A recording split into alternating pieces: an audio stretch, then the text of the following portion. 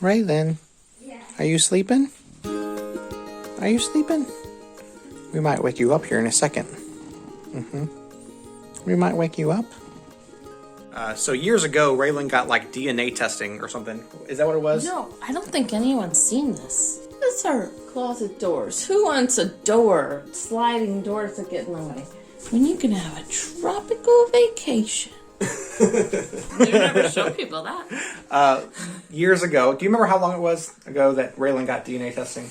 Yeah, she would have been like 3. So they basically She was 3. sequenced all of her genes to see. It's called Exome testing if you want to look up and see what it is. I think that's what it's called. But I think they looked at every single gene. But I could be wrong. I could be making stuff up. And from that's how we learned that she has a NAV2 gene mutation, which might possibly be the reason why Raelynn is the way that she is. There's no way of knowing for sure. We definitely think it contributed to Could it. be. In mice that have had that gene mutated, they had brain issues that were a little bit similar, but not as severe as Raelynn's. But we think it contributed. At the time, they only found like a couple other people. There was no one. But then later, Dr. McGill said he found 2 more people that had that same gene mutation. And at least one of them is very similar to Raelynn as well. Is what they said. I don't remember that.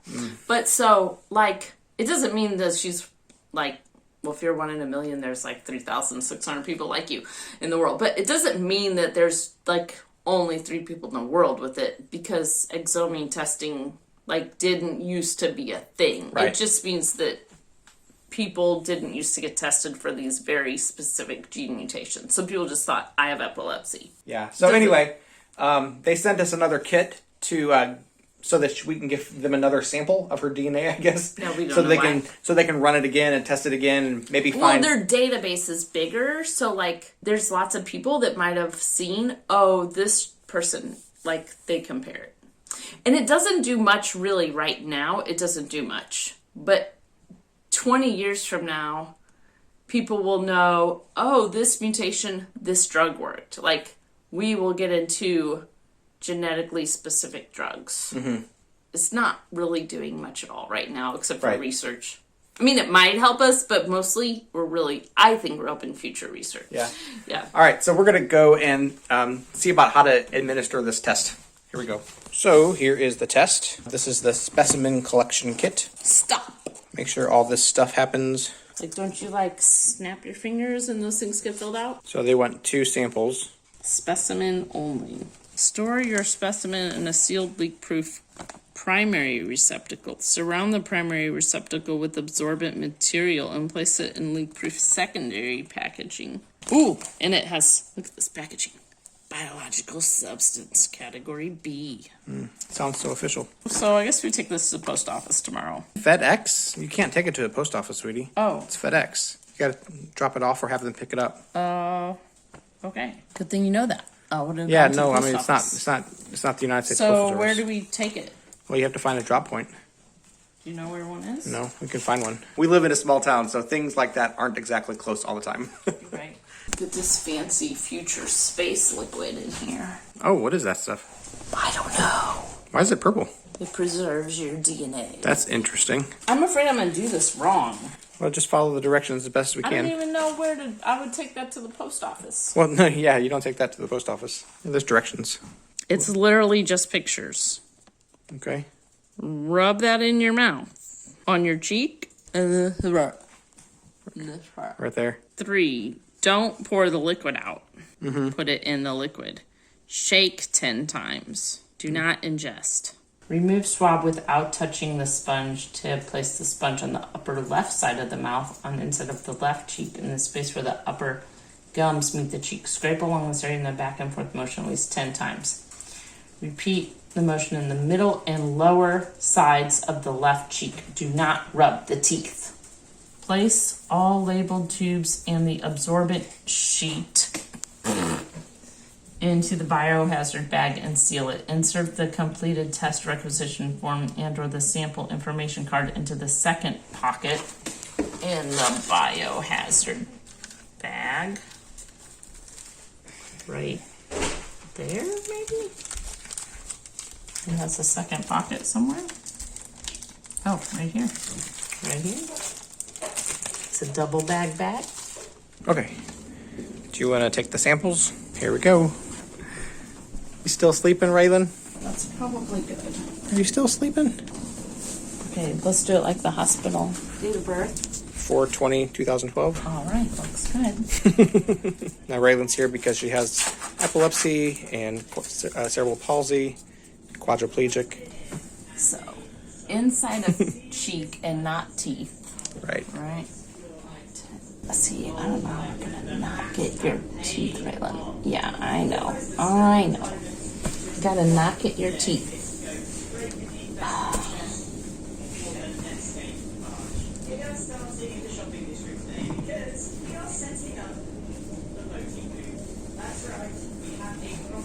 I wonder why you can't get the teeth.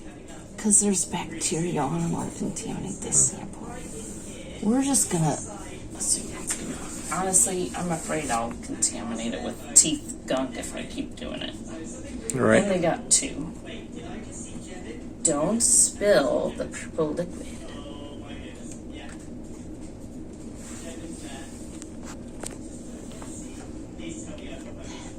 Shake vigorously. For 10 seconds.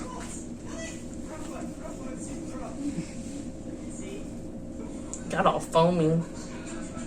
It's all foamy. It's preserved. So it's foam. So okay, that's what it looks like.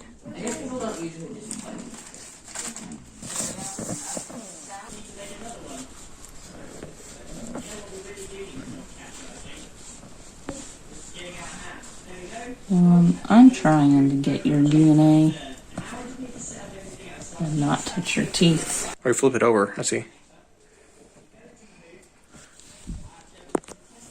Then you shake, shake, shake, shake, shake. Shake, shake, shake. Shake, shake, shake. Label on it. If you like it, then you gotta put a label on it. Oh. Daddy's so funny. It's good enough. Yeah. Stick it in the bag. Stick the bags in the box. Put the specimen in the box. Box in the bag.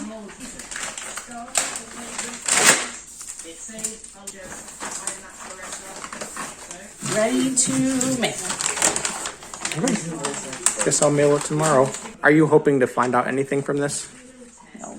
I mean, they might say, oh, she has this mutation. We realized, like, we didn't have enough information about people's DNA before to know this was a mutation. So, but will that help us treat anything better? I don't think that doctors are at the point of using genetics to determine specific meds yet, so I don't think it does anything now. Interesting, but it helps for future stuff. That's what I honestly, like, that's why I think they do it, for the future. There's data that something works really well for her. Mm-hmm. And then we share that information, and someone else has a NAV2 gene mutation. Right. They would go to that. That's what I'm saying. Like, if they know that something works well for one person that has the NAV2 gene mutation, then it might work well for somebody else who has that same mutation. I'm not 100% sure what they're allowed to share from what is learned. Oh. Like, I'm not sure how that works. Like, doctors can say, you know, I have patient A with this mutation. Well, yeah, I don't know. It helps somebody somehow. Yeah, it's for future medicine, I think. That's all right.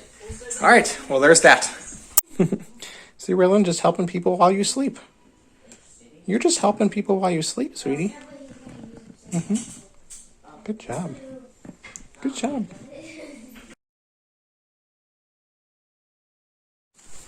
Poor sweet girl. Shh. It's okay. Shh. Let me suction you, sweetie.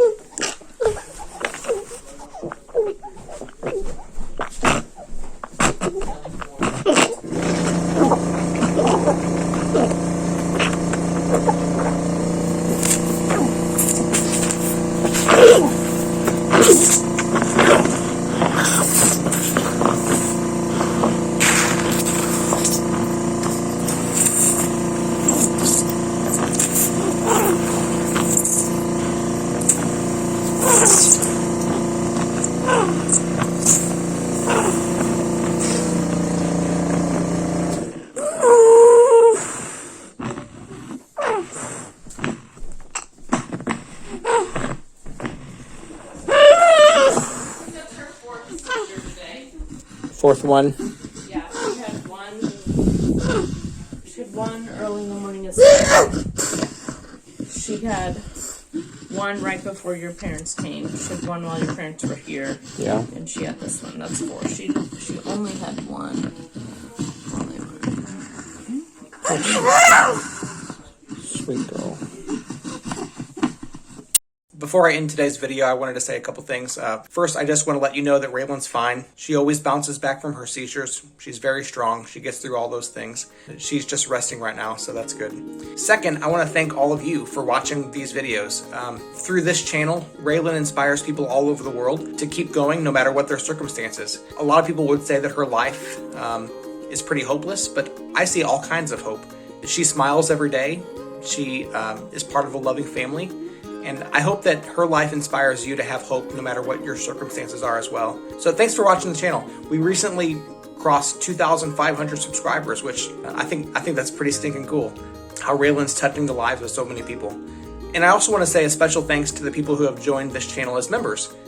We have 4 members now, Emmy, Tyrell, Grayson, and Lacey. Thank you so much for joining. As soon as we hit 10 members, we're going to start doing a monthly live stream for members only. So if you want to in on that, click that little join button. It's right next to the subscribe button.